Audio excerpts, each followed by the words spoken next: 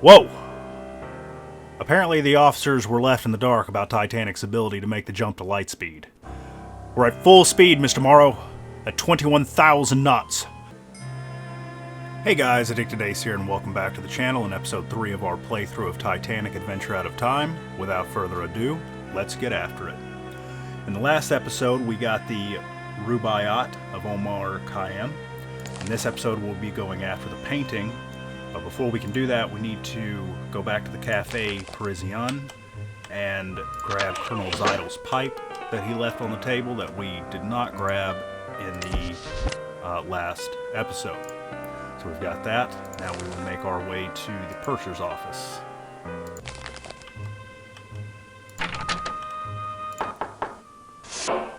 Thayer. Oh, what do you want? What about Mr. Thayer? Why, what do you know? Not that it matters. I'm much too busy. I must get this message through from Mr. Thayer. Mr. Thayer expects his private train car to meet him in New York, and I can't leave my post. But I need to send this telegram. Is there something wrong with the pneumatic tube back there that's specifically designed to send messages to the wireless room? Although there's nobody in the wireless room, so could I help? Help? Yes, it might be helpful if you delivered this message to the wireless room for me. Even better, why don't you send it for me? Mr. Thayer is a very important man. So send the telegram at once. And when you have, don't forget to tell me. I would like to check something in. I would like to check this book. Very nice. Security is our first priority. I'll put it in the safe. Good night. Glad to be of good night. Glad to be of good night, okay. Up to B deck, A deck, boat deck. The boat deck that leads us right back to A deck.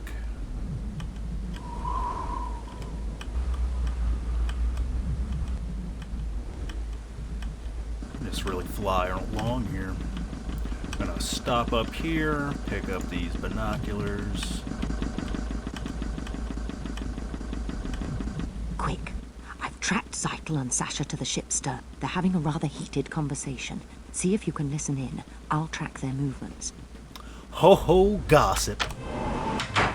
And because this makes no sense, we can leave the boat deck into the first class grand staircase and then exit the same way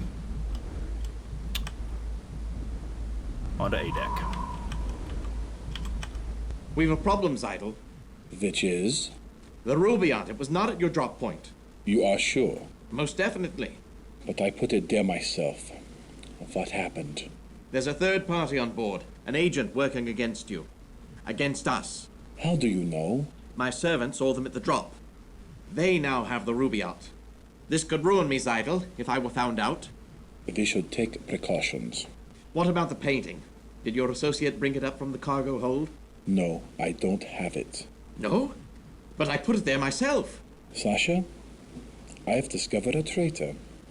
Don't look so startled. It is not you. You mean Hadelitz, your associate?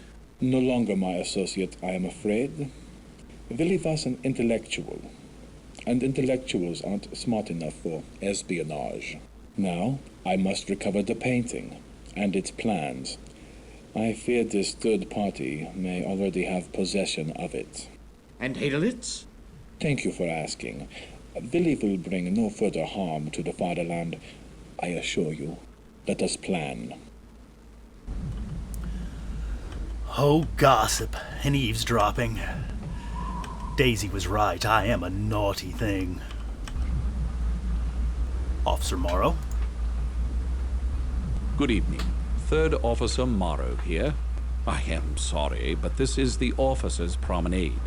No passengers allowed. Would you like something?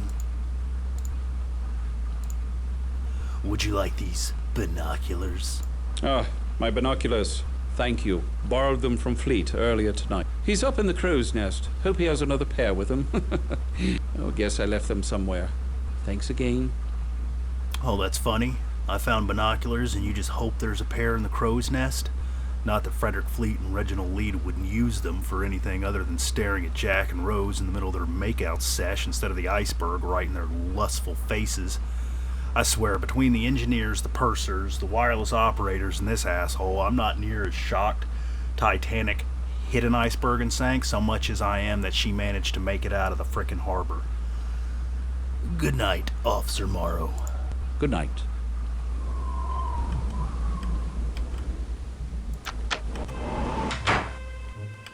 Look at this. Nobody in sight. They're either in the silent room making repairs again, or both in their sleeping quarters. Alrighty, let's crank this bad boy on. Switch Marconi to transmit. Let's get dialed up here.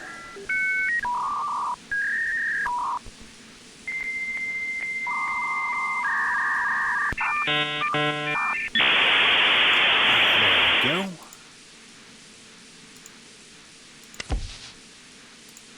And we will send this message. Ha! La-di-da. Arrange for railroad. Cars to New York. 4 p.m. departure to Philadelphia, April 17. John Thayer. Wow, I am really not good at the old Marconi. I'm sure that'll be fine. That'll get the message.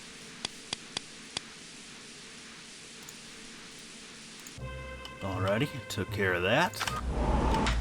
Now we will go back to the purser.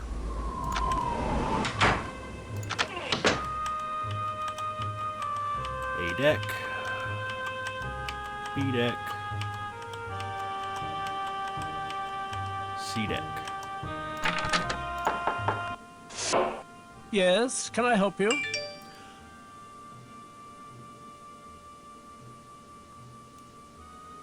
Very good then. Good night.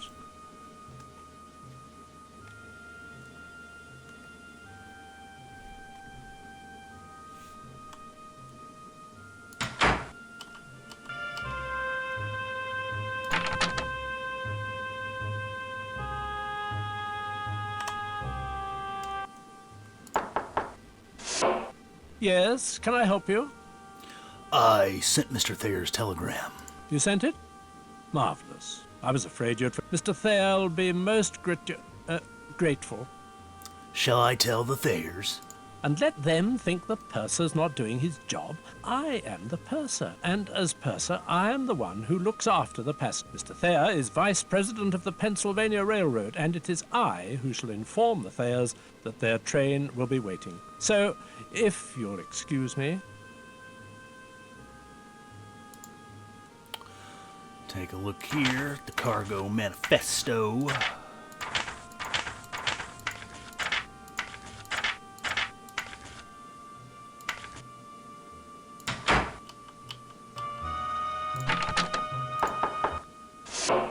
Yes, can I help you? I need to get into the cargo room. Away, go away, I'm too... Mr. Isidore Strauss, he's lost a cufflink, and he's so particular. Can I find the cufflink for you? Thank you. It is a gold cufflink. Mr. Strauss will be very grateful.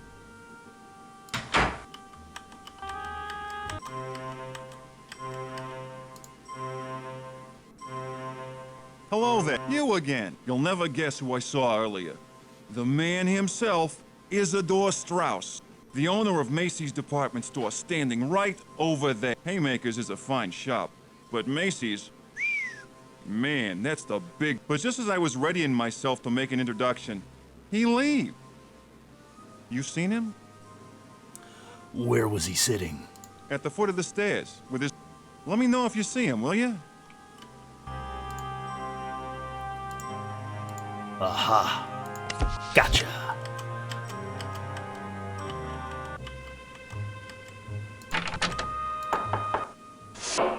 Yes, can I help you? I found Mr. Strauss's cufflink. Wonderful. Mr. Strauss will be quite pleased that I found his cufflink. I shall deliver it at once. I'm just sure his gratitude will be reflected most generously. I thought you weren't allowed to leave your post, you lying little bastard. Take these keys.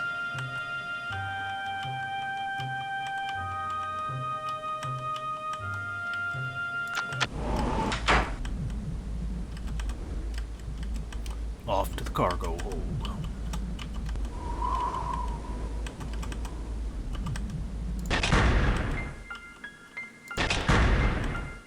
Nobody's allowed to... You've got the keys. You're a carter. Of course you can enter. Right this way. Come to visit your new automobile, have you? Can't say I blame you. She's a beauty. Gleaming like a new pen. Right this way.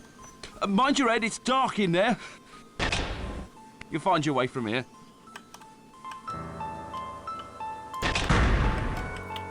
Wrong one.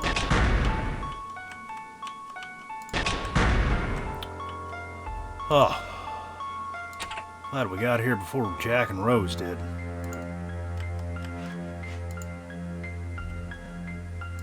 Gotcha.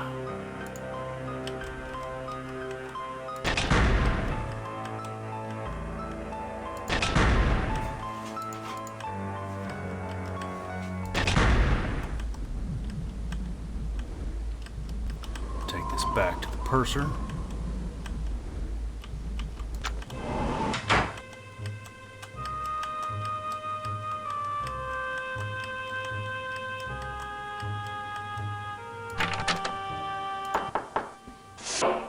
Yes, can I help you? I would like to check something in.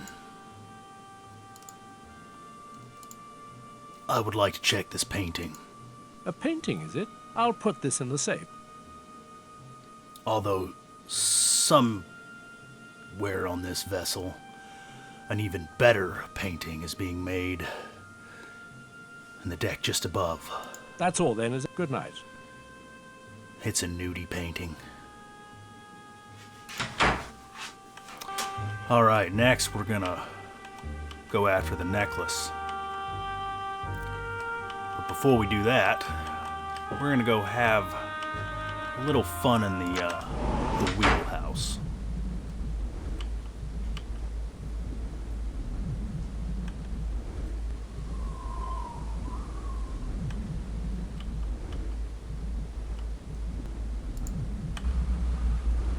Officer Morrow. Just gonna take a quick peek.